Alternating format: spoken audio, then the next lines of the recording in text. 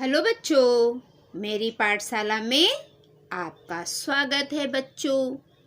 बच्चों पिछली पाठशाला में हमने संज्ञा किसे कहते हैं, संज्ञा की परिभाषा, उसके भेद, ये सब की हमने जानकारी प्राप्त की है। तो बच्चों आज की पाठशाला में सर्वनाम किसे कहते हैं, सर्वनाम किसे कहते हैं, उसके उदाहरण और फिर सर्वनाम के कितने भेद हैं, सर्वनाम के कितने भेद हैं, इनके बारे में हम जानकारी प्राप्त करने वाले हैं। बच्चों आपने कक्षा 5वीं में सर्वनाम के बारे में पढ़ाई की है कि सर्वनाम किसे कहते हैं। हम, तू, तुम, आप, यह, ये, वह, वे, कुछ, कोई, कौन, क्या, जो, सो, जैसा, वैसा, मैं, स्वयं, अपने आप, हम, ये सब क्या है बच्चों, ये सब सर्वनाम के उदाहरण है। किसके उदाहरण हैं? सर्वनाम के। बच्चों प्रश्न ये है कि हम सर्वनाम किसे कहते हैं। तो बच्चों संज्ञा के स्थान पर प्रयुक्त होने वाले शब्द को सर्वनाम कहते हैं। जो संज्ञा है ना बच्चों, तो संज्ञा के जगह पे जो संज्ञा के स्थान पे जो शब्द का इस्तेमाल होता है, उपयोग होता है, उसे हम सर्वनाम कहते हैं। और सर्वनाम में हम, तू, तुम, आप, यह, ये, वह, ये सब सर्वनाम के उदाहरण हैं। चलो हम परिभाषा देखते हैं। सर्वनाम संज्ञा के स्थान पर प्रयुक्त होने वाले शब्दों को सर्वनाम कहते हैं। आसान भाषा में हम कह सकते हैं कि संज्ञा के स्थान पर हम जिन शब्दों का उपयोग करते हैं उसे हम सर्वनाम कहते हैं। जैसे मैं, तुम, हम, वे, आप, अभी मैंने आपको दिखाया ना, ये सब सर्वनाम के उदाहरण है। जैसा, वैसा, जो, सो, क्या, कौन, कोई, कुछ, वे, ये सब सर्वनाम के उदाहरण हैं। तो बच्चों आपको इतना तो पता है। अभी एक उदाहरण मैं बताती हूँ। ज्ञान बाबू स्कूल मास्टर है। एक व्यक्ति है जिनका नाम ज्ञान बाबू है, वो स्कूल में मास्टर है। ज्ञान बाबू बड़े ही उदार हैं। अभी इस वाक्य, ये पहला वाक्य है बच्चों। पहले वाक्य में क्या है? ज्ञान बाबू स्कूल मास्टर है, ज्ञान बाबू बड़े ही उदार है। ये एक व्यक्ति के लिए कहा गया वाक्य है कि जो ज्ञान बाबू है वो स्कूल के मास्टर है, ज्ञान बाबू बड़े ही उदार है। दूसरा वाक्य है हमारा, ज्ञान बाबू स्कूल मास्टर हैं, वे बड़े ही उदार है। हमारा पहला वाक्य है, ये दूसरा वाक्य है। ठीक है, आगे देखिए। पहले वाक्य में ज्ञान बाबू, बच्चों ये जो पहला वाक्य है उदाहरण का, इसमें जो ज्ञान बाबू शब्द है देखो 2 बार आया है। ज्ञान बाबू, ज्ञान बाबू, पहले वाक्य में 2 बार ज्ञान बाबू आया है, राइट। पहले वाक्य में ज्ञान बाबू शब्द का प्रयोग 2 बार किया गया है। दिख रहा है ना आपको बच्चों, 2 बार ज्ञान बाबू का किया है, जो अच्छा नहीं लगता है। अभी अगर इसके आगे हमें लिखना होगा, ज्ञान बाबू स्कूल मास्टर है, ज्ञान बाबू बड़े ही उदार है, ज्ञान बाबू बहुत ईमानदार है, ज्ञान बाबू बहुत समाजसेवी हैं, तो हमेशा ज्ञान बाबू लिखना ये अच्छा नहीं लगता है। तो हम क्या करते हैं? अभी दूसरा वाक्य देखो। ज्ञान बाबू स्कूल मास्टर हैं, वे बड़े ही उदार है। यहाँ पर हमने ज्ञान बाबू की जगह पे वे ले लिया। ये देखिए, दूसरे वाक्य में ज्ञान बाबू के स्थान पर वे शब्द का प्रयोग करने से वाक्य की सुंदरता बढ़ गई है। इन्हें हम स्वरनाम कहते हैं, है ना। हमने संज्ञा, ज्ञान बाबू क्या है, संज्ञा है, तो संज्ञा के जगह पे हमने सर्वनाम का इस्तेमाल कर लिया है ना। अभी घड़ी घड़ी हम ज्ञान बाबू लिखते रहेंगे तो वो अच्छा नहीं लगता है, तो हमने ज्ञान बाबू के जगह पे वे शब्द का उपयोग किया है। वे, मैं, तुम, हम, आप, ये सब क्या है, सर्वनाम। संज्ञा के स्थान पर प्रयुक्त होने वाले शब्दों को हम सर्वनाम कहते हैं। हर जगह हम ये संज्ञा ज्ञान बाबू लिखेंगे तो उससे वाक्य की सुंदरता खत्म हो जाती है, तो हम क्या करते हैं, संज्ञा के जगह पे हम सर्वनाम का उपयोग करते हैं। तो बच्चों इतना आपको समझ में आया, सर्वनाम संज्ञा के स्थान पर प्रयुक्त होने वाले शब्दों को सर्वनाम कहते हैं। जैसे मैं, तुम, हम, वे, आप, जैसा, क्या, कौन, कोई, कुछ, वह, ये सब सर्वनाम के उदाहरण है। तो हमने ये उदाहरण देखे।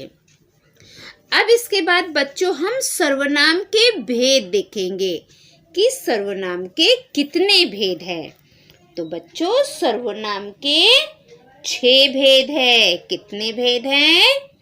6 भेद है सर्वनाम के।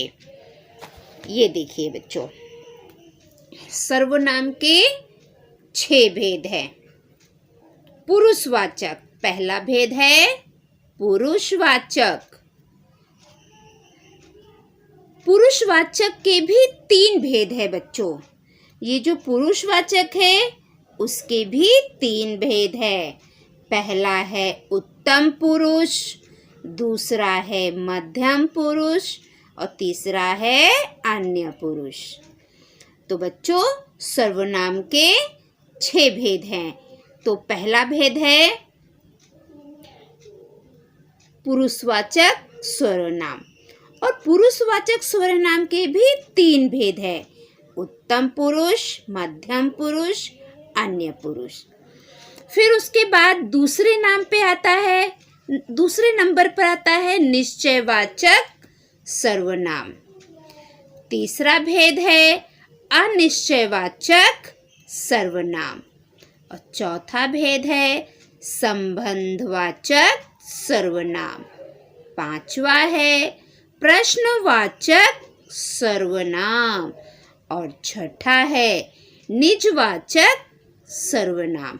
तो बच्चों सर्वनाम के 6 भेद हैं। सर्वनाम के कितने भेद है बच्चों? 6 भेद है। पुरुषवाचक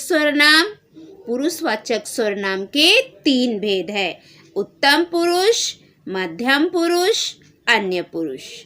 उसके बाद निश्चयवाचक सर्वनाम दूसरा, तीसरा अनिश्चयवाचक सर्वनाम, चौथा संबंधवाचक सर्वनाम, पांचवा प्रश्नवाचक सर्वनाम और छठा निजवाचक सर्वनाम।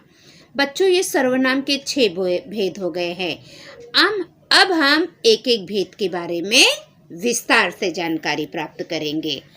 ठीक है बच्चों, तो सबसे पहले बच्चों पुरुषवाचक सर्वनाम की परिभाषा क्या है, किसे हम पुरुषवाचक सर्वनाम कहते हैं। पुरुषवाचक सर्वनाम के 3 भेद हैं, उत्तम पुरुष, मध्यम पुरुष, अन्य पुरुष। तो सबसे पहले हम ये देखेंगे कि पुरुषवाचक सर्वनाम हम किसे कहते हैं। अब ये देखिए, पुरुषवाचक के 3 भेद है, वो मैंने आपको बता दिया। हाँ, उत्तम पुरुष, मध्यम पुरुष, अन्य पुरुष। अब उसके बाद बच्चों पुरुषवाचक सर्वनाम, पुरुषवाचक जो सर्वनाम है उसकी परिभाषा क्या है, हम किसे कहते हैं पुरुषवाचक सर्वनाम। तो चलो हम देखते हैं बच्चों। जो सर्वनाम बोलने वाले, सुनने वाले तथा किसी अन्य के लिए प्रयुक्त होता है उसे पुरुषवाचक सर्वनाम कहते हैं। पुरुषवाचक सर्वनाम किसे कहते हैं बच्चों? जो सर्वनाम बोलने वाले, सुनने वाले तथा किसी अन्य के लिए प्रयुक्त होता है उसे पुरुषवाचक सर्वनाम कहते हैं। जैसे मैं, तू, वह, ये सब क्या है? पुरुषवाचक सर्वनाम। तो बच्चों, आपको समझ में आया पुरुषवाचक सर्वनाम किसे कहते हैं? अगर नहीं आ रहा है तो अभी आप मुझे बताइए, ठीक है? तो मैं आशा कर रही हूँ कि आप लोगों को सब अच्छे से समझ में आ गया है। अभी उसके बाद है पुरुषवाचक के जो 3 भेद थे उनके बारे में हम देखेंगे। उत्तम पुरुष, बोलने वाला व्यक्ति अपने नाम के बदले जिस सर्वनाम का उपयोग करता है उसे उत्तम पुरुष कहते हैं। बच्चों, जो बोलने वाला व्यक्ति है ना, वो अपने नाम के बदले जिस सर्वनाम का उपयोग करता है उसे उत्तम पुरुष कहते हैं। उदाहरण में आएगा मैं, हम, मेरा, मुझे। उसके बाद है मध्यम पुरुष, जिस सर्वनाम का प्रयोग सुनने वाला व्यक्ति के लिए किया जाता है, जिस सर्वनाम का प्रयोग सुनने वाले व्यक्ति के लिए किया जाता है उसे मध्यम पुरुष सर्वनाम कहते हैं। उदाहरण तू, तुम, तुम्हारा। ठीक है? अन्य पुरुष, जिसके बारे में बात की जाती है। अन्य पुरुष क्या है? जिसके बारे में बात की जाती है उसके नाम के बदले आने वाले सर्वनाम को अन्य पुरुष सर्वनाम कहते हैं। अन्य पुरुष सर्वनाम क्या है? जिसके बारे में बात की जाती है उसके नाम के बदले आने वाले सर्वनाम को अन्य पुरुष सर्वनाम कहते हैं। उदाहरण उससे, उन्होंने, वे, ये सब क्या है? ये अन्य पुरुष के उदाहरण हैं। निश्चयवाचक सर्वनाम, जिस सर्वनाम से पास की या दूर की वस्तुओं का निश्चय पूर्वक बोध होता है उसे निश्चयवाचक सर्वनाम कहते हैं। जिस सर्वनाम से पास की या दूर की वस्तुओं का निश्चय पूर्वक बोध होता है उसे निश्चयवाचक सर्वनाम कहते हैं। उदाहरण यह, वे, ये, वह। फिर तीसरा है अनिश्चयवाचक सर्वनाम, जिस शब्द के द्वारा किसी निश्चित व्यक्ति या वस्तु का बोध नहीं होता। जिस शब्द के द्वारा किसी निश्चित व्यक्ति या वस्तु का बोध नहीं होता उसे अनिश्चयवाचक सर्वनाम कहते हैं। कोई, कुछ, वे, कई, ये अनिश्चयवाचक सर्वनाम के उदाहरण हैं। जिस शब्द के द्वारा किसी निश्चित व्यक्ति या वस्तु का बोध नहीं होता उसे अनिश्चयवाचक सर्वनाम कहते हैं। कोई, कुछ, वे, कहीं, ये सब अनिश्चयवाचक सर्वनाम के उदाहरण हैं। आगे देखते हैं। संबंधवाचक सर्वनाम, जिन सर्वनाम शब्द एक दूसरे के साथ संबंध बताते हैं उन्हें संबंधवाचक सर्वनाम कहते हैं। जिन सर्वनाम शब्द एक दूसरे के साथ संबंध बताते हैं उन्हें संबंधवाचक सर्वनाम कहते हैं। उदाहरण जैसा, वैसा, जो, वही, जो, सो, जो, वह, ये सब संबंधवाचक सर्वनाम के उदाहरण हैं। प्रश्नवाचक सर्वनाम, जिन सर्वनाम शब्दों का प्रयोग प्रश्न पूछने के लिए किया जाता है उन्हें प्रश्नवाचक सर्वनाम कहते हैं। उसका उदाहरण है बच्चों कौन, किससे, क्या, क्यों। ठीक है। छठा, निजवाचक सर्वनाम, जो सर्वनाम अपनेपन का बोध कराता है उसे निजवाचक सर्वनाम कहते हैं। उदाहरण अपना, आप, आपने, आपके, ये सब निजवाचक सर्वनाम के उदाहरण हैं।